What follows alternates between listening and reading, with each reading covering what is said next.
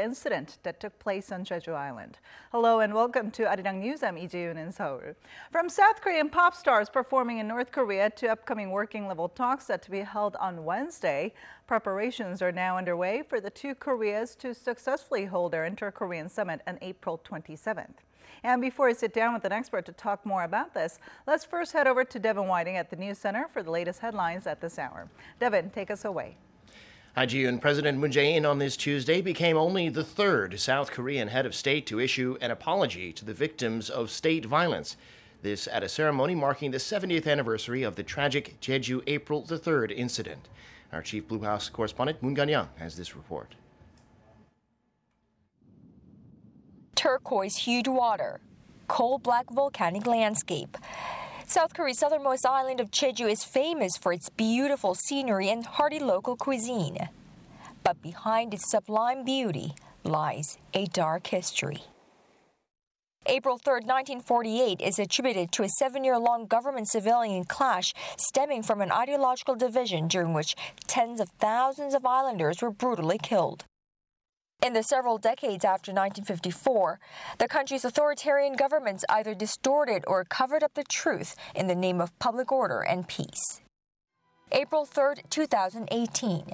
Standing at a peace memorial park dedicated to anywhere between 14,000 and 30,000 victims, many of whose bodies were never found, President Moon Jae-in became only the third South Korean president to apologize for the ruthless massacre of 70 years ago. 국가폭력으로 말미암은 그 모든 고통과 노력에 대해 대통령으로서 다시 한번 깊이 사과드리고 또한 깊이 감사드립니다.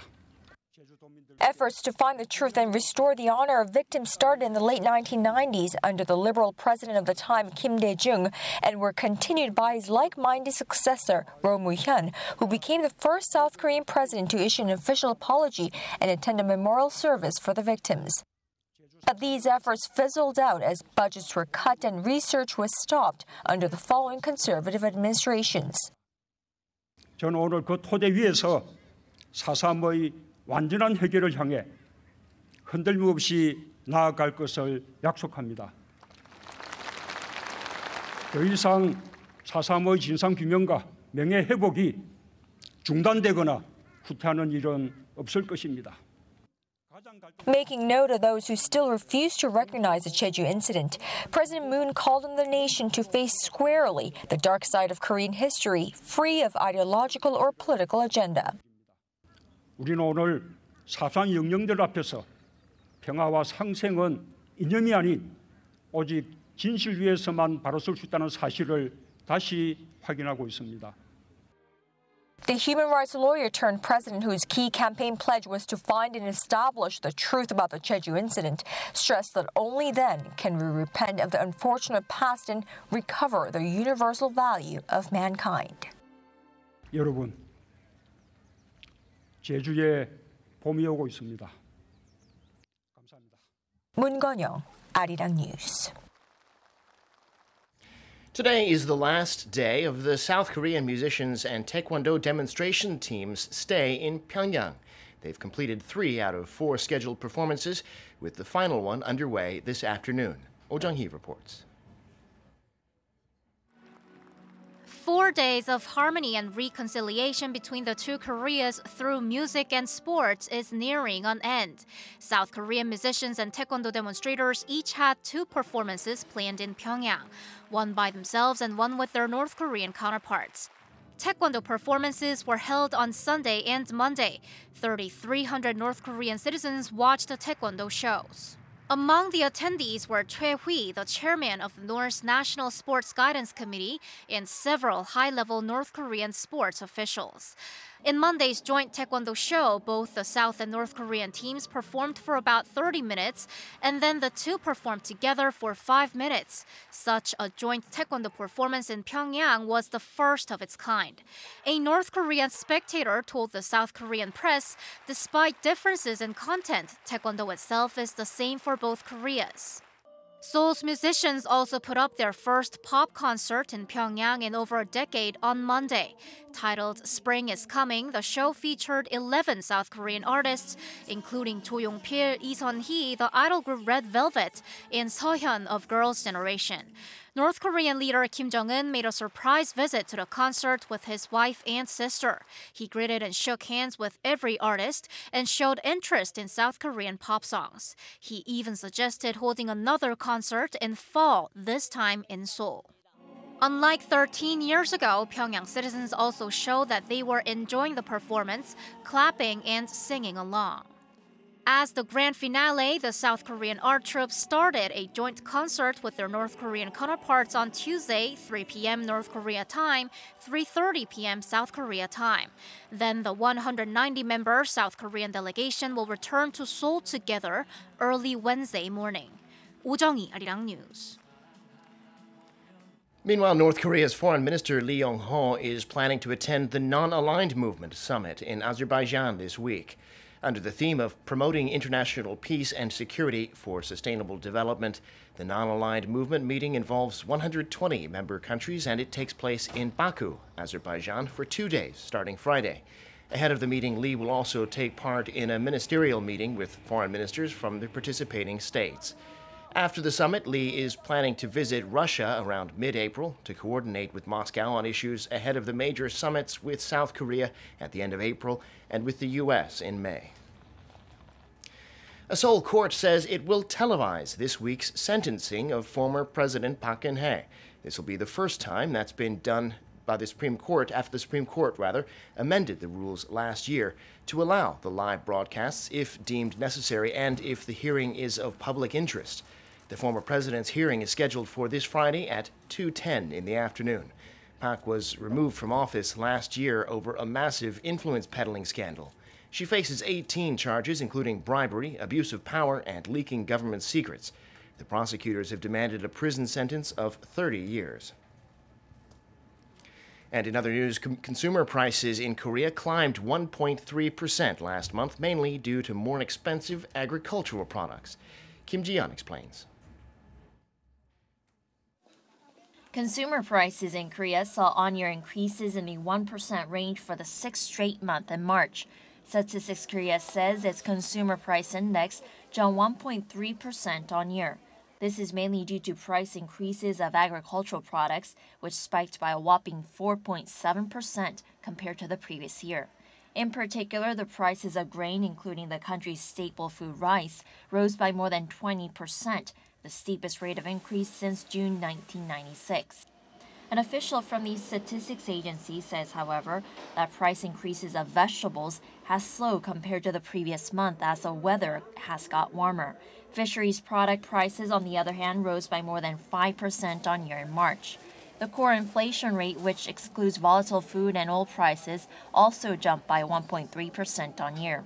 The prices of service fees increased as hiring fees for housekeepers climbed 11% in March on year, the sharpest rate of increase since December 2007.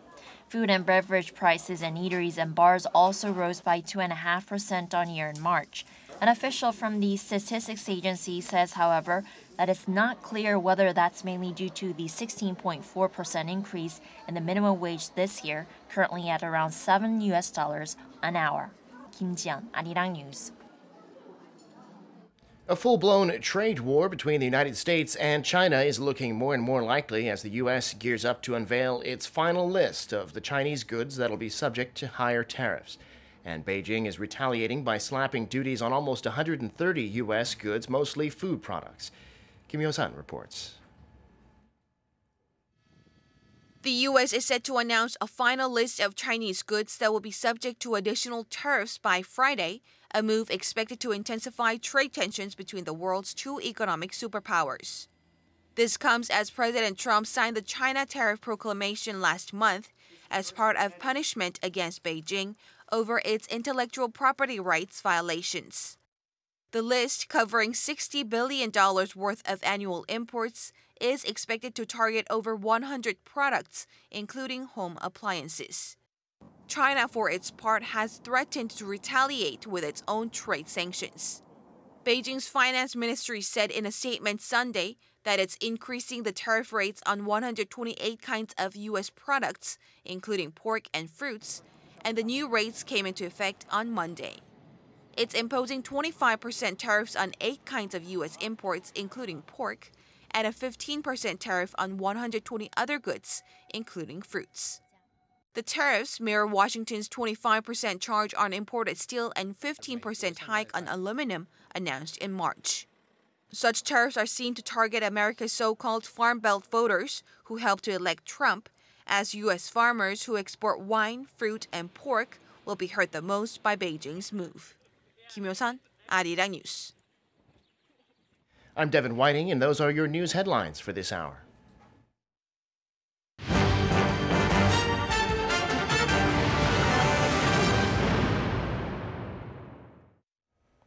So it's going to be a busy month for the two Koreas as they get ready for what's expected to be a historic inter-Korean summit on April 27th.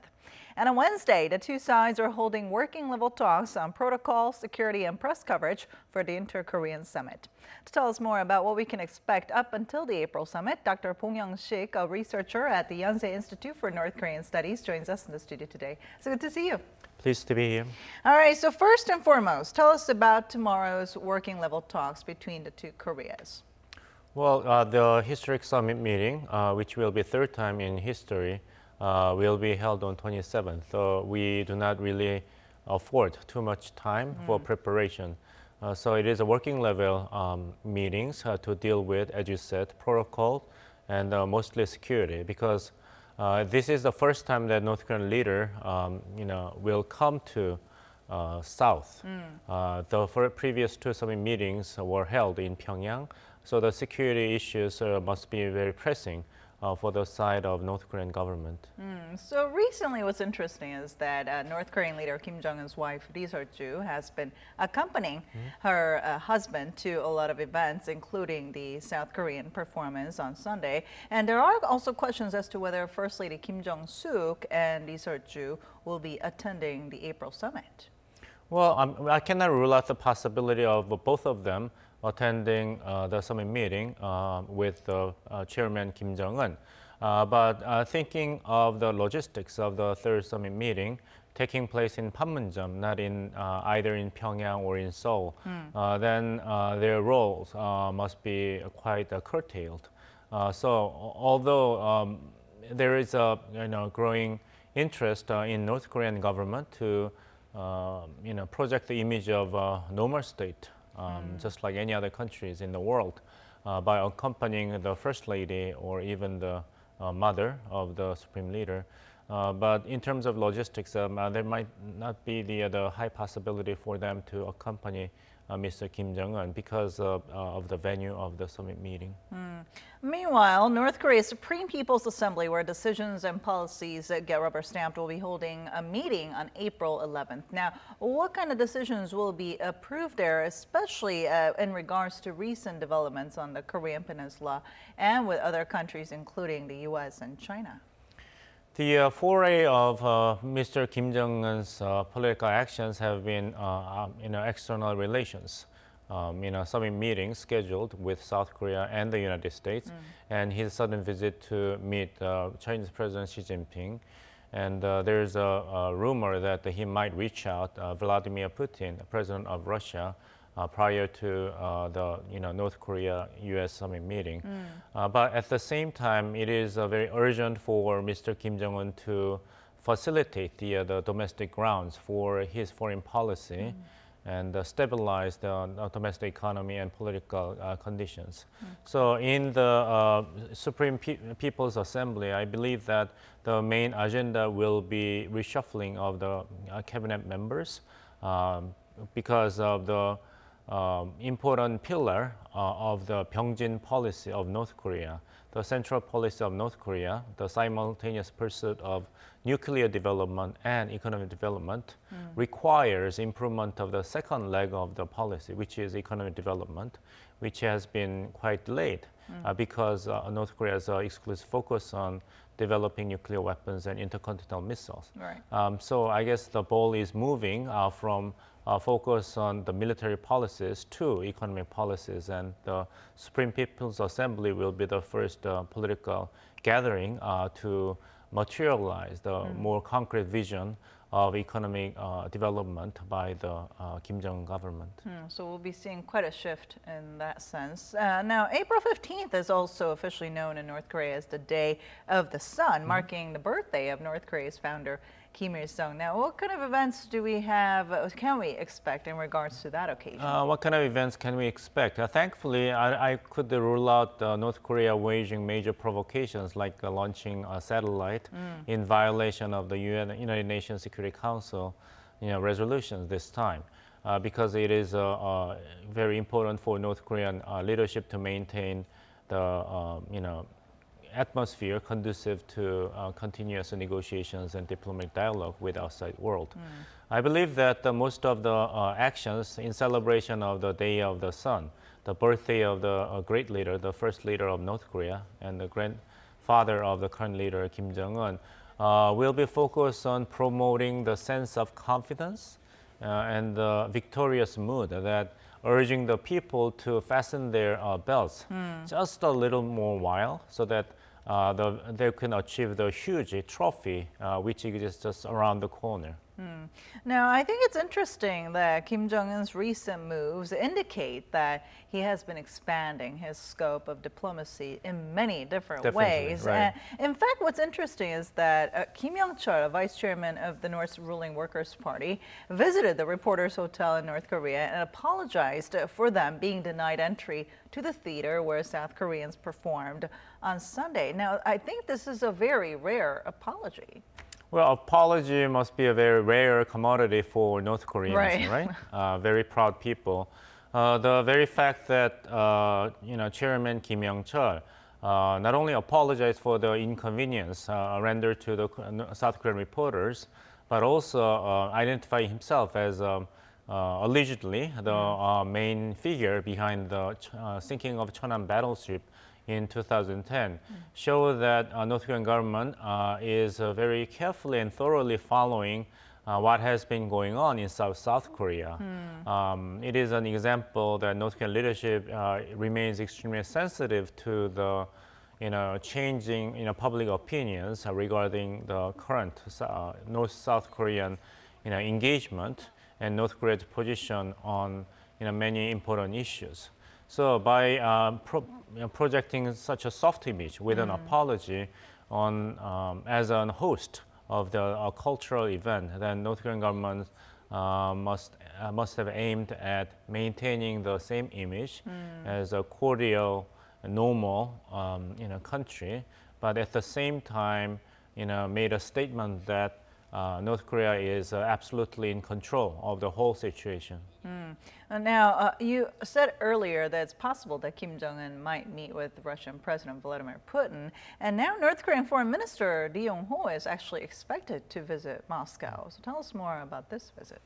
Well, that's quite expected, especially in the aftermath of the sudden visit by Kim Jong-un to meet Chinese President Xi Jinping for 2 days and 3 nights in Beijing, because it is strategically speaking very disadvantageous for Kim Jong-un to have a direct summit meeting with the U.S. President Donald Trump without actually forging kind of a strategic partnership and assurance with China and Russia, because it is expected that Trump administration will be very unilateral and imposing pressure on Kim Jong-un to follow the so-called Libyan model of denuclearization.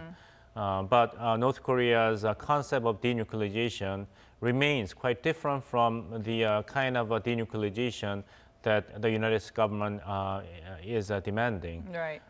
So North Korea definitely needs allies and friends to render support for North Korea's own position in terms of moving together for a so-called phased yet simultaneous denuclearization of the Korean Peninsula.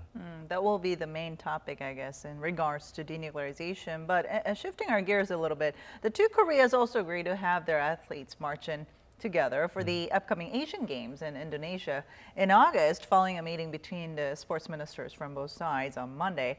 Tell us how this came about. Well, I mean, it serves the strategic goal of North Korea to maintain, atmosphere of friendship through arts and cultural events as well as the sports. So, the theme of the recent, music performance in Pyongyang was the spring was coming, right?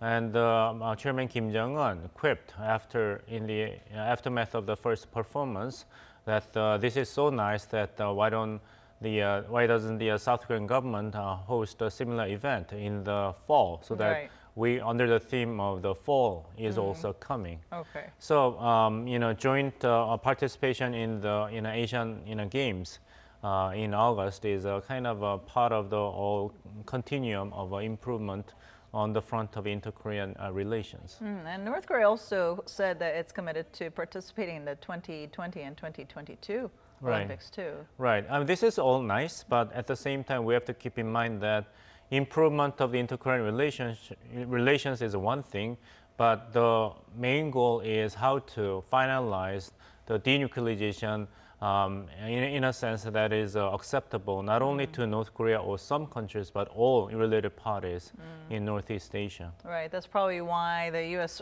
President Donald Trump keeps on saying that everything's nice. This is nice. I'm looking forward to meeting But we have to keep our eyes on the ultimate prize.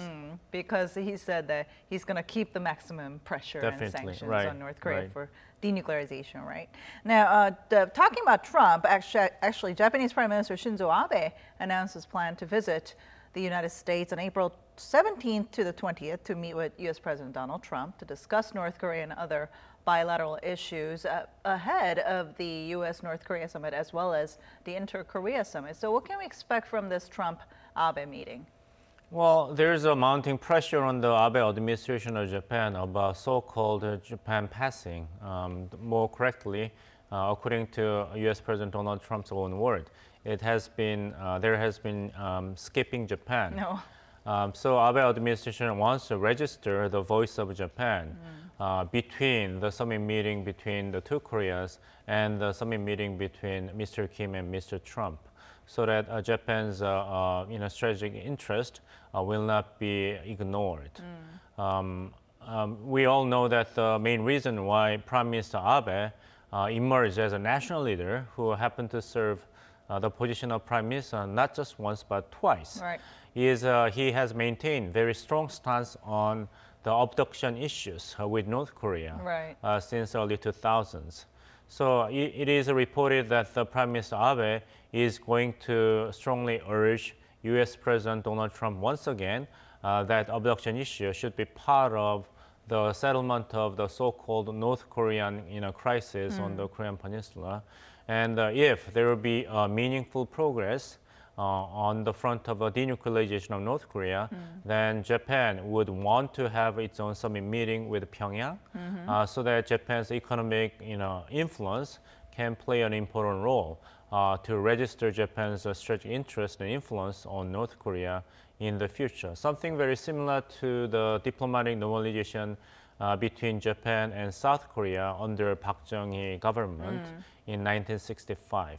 Because once North Korea will escape from the vicious cycle of provocations and international alienation, if North Korean leadership is truly committed to actual denuclearization that United States and other countries will find acceptable, then countries share the same interest to promote economic liberalization of North Korea, something akin to the Chinese path since 1970s.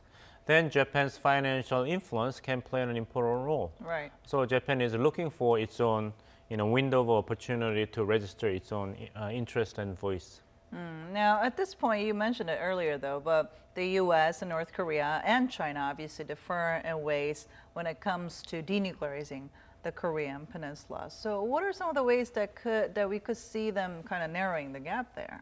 Well, if we can easily find the solutions to narrow the gaps, then the North Korean nuclear crisis would have been solved 25 years ago. But the problem has been with us for 25 years, and there's a good reason for it. It's such a multi-layered, complicated, urgent threats to all the related parties.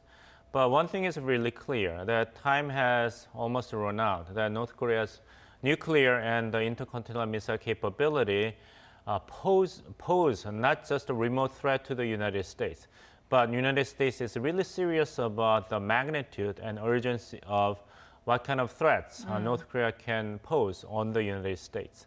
So United States will not really budge this time with some kind of promise made by North Korean leadership.